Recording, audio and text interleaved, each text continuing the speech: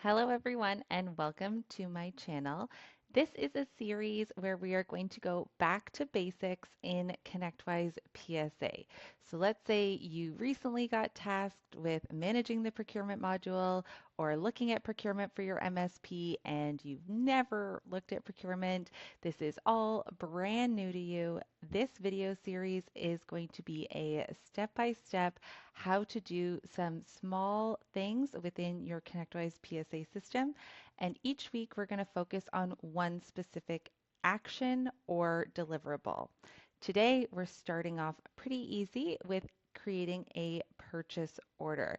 If you have never created a purchase order or you have and you just want to make sure that everything looks good, we're going to walk through how to do that today in your ConnectWise PSA system. We'll start really high level, so if you just want to watch the first half of this video and see how to create a purchase order, great. The second half, we're going to talk a little bit more about some of the screen setups and best practices you can add to take that to the next level. Without further ado, here I am in my ConnectWise PSA environment, and I'm here under Procurement Purchasing. This screen is going to show you everything within your organization that you have not yet purchased, which needs to be purchased.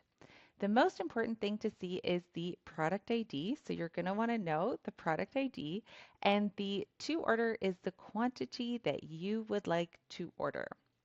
When you do this, you are going to select the items you would like to purchase, go to Actions, and from here, we're going to create the purchase order. So I have selected 3 items. I'm going to create the PO. And the first thing it's going to ask me is which vendor I would like to purchase from. So I'll select the vendor from the dropdown. And I'm going to select which warehouse I would like this delivered to. Again, we'll get into more detail later, but for now, I'm just going to hit OK. This will bring me into my purchase order screen. So I have now successfully added those 3 lines onto a purchase order, and I have a purchase order number right here. When I go to the products tab, you'll see that because 2 of those lines, that ABC line, was actually the same product, it's just consolidated those into 1 line. So don't worry that you selected 3 lines in the previous screen and you only see 2 here. That's okay. It's the purchase quantity that we're most worried about. So that is how to create a purchase order within the ConnectWise PSA system. You select your items from the purchasing screen, you go into that actions, and you create a PO. Once you have your purchase order, there's lots you can do with it, and we'll go into that in the next video. But let's take a step back and go back into our purchasing screen.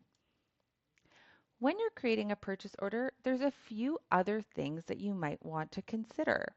One is that I like to create a purchase order for the jobs that I'm doing. So one purchase order for a job. I don't recommend combining jobs, especially in the beginning, in the same purchase order. That's where this charge to column comes in so handy. And I see a lot of my clients who aren't using this or aren't aware that this column exists. So I do recommend making sure that you can see the charge to in your view when you're purchasing. That's under the settings, hidden columns, find your charge to. I've unhidden mine, but once you find it, move it into the visible column and move it up so you can see it. You can also drag these columns once they're available. I love to see the charge to because then I know who is going to require this product. There's even more information there, but I also like to put the company next to the charge to, just so I can kind of keep an eye on that as well. And the last thing I'll mention is it is a good idea to understand if a product is dropship or not dropship. Those cannot be combined. You can't put a dropship and a non-dropship product together on the same purchase order.